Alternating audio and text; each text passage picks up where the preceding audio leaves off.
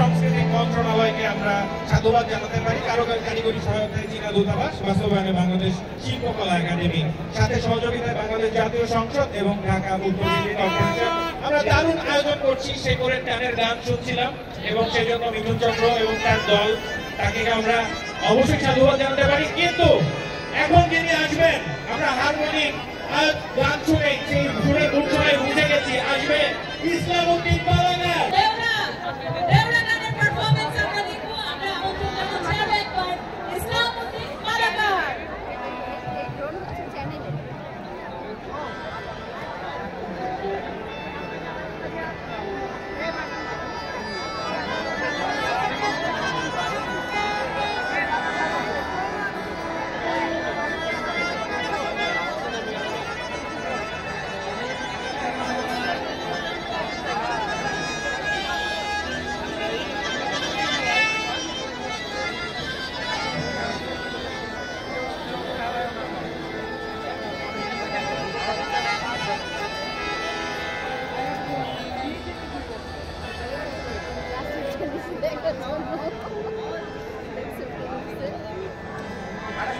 Hello.